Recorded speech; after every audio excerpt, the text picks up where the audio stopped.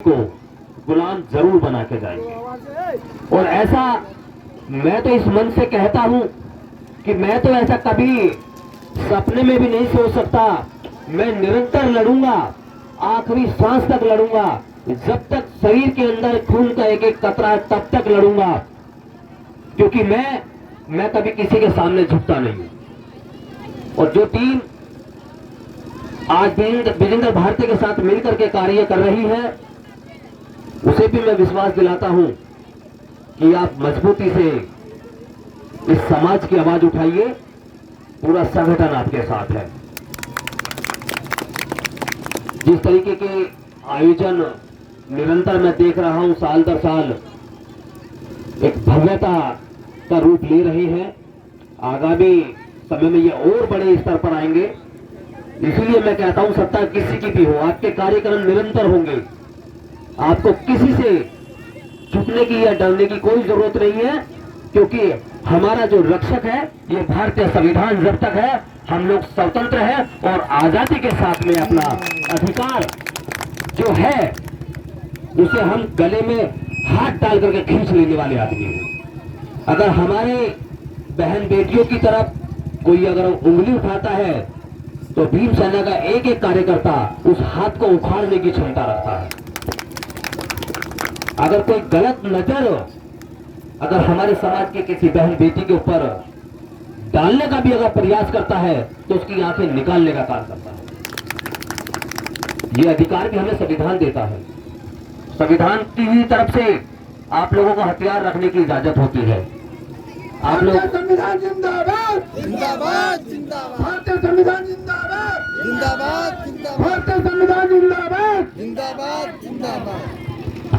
आपने अक्सर देखा होगा कि जब कभी भी किसी भी व्यक्ति को कभी कोई खतरा होता है या कहीं उसके साथ कोई अनहोनी होने की बात होती है तो इसी संविधान की प्रक्रिया के अनुसार वो सरकार से अपने लिए हथियार मांगता है।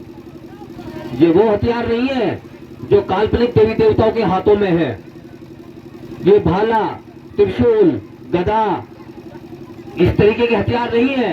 ये हथियार गन वाले हैं, क्योंकि जमाना बदल गया है। आपको हथियार देने का काम ये संविधान करता है। आपको अपने लिए आत्म रक्षा के लिए अगर आपको किसी की जान लेनी है तो वो अधिकार भी आपको ये संविधान देता है। अगर आप अपने आत्म रक्षा में किसी दूसरे के ऊपर हमला करते हैं अपने जान बचाने के लिए, तो ये अधिकार भी संविधान ने निहित किए हुए हैं, बाबा साहब डॉक्टर अम्बेडकर ने। तो संविधान को सर्वोपरि मानते हुए हमें संविधान को बचाना है, क्योंकि यही हमारा सुरक्षा कवच है। और इस सुरक्षा कवच को देने वाले बाबा साहब डॉक्टर अम्बेडकर के चरणों में बारंबार नमन किया जाए वो भी कम है, क्योंकि उस महापुरुष ने, उस महामानव ने इस सोई हुई कौम को जगा करके वो सारे हथियार दे दिए जो कभी हम लोग सपनों में भी नहीं सोच पा रहे थे। आज फिर पुनः गोंडा की धरती से मैं यहां पर उपस्थित सभी सम्मानित साथियों को टीम भीमसेना की तरफ से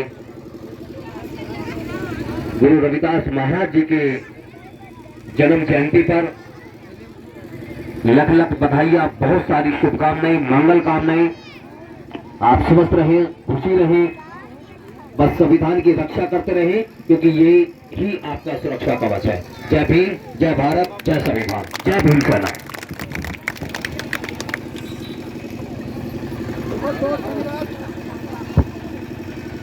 बहुत बहुत धन्यवाद माननीय मुख्यमंत्री जी। हम लोगों को जो दिशा निर्देश दिया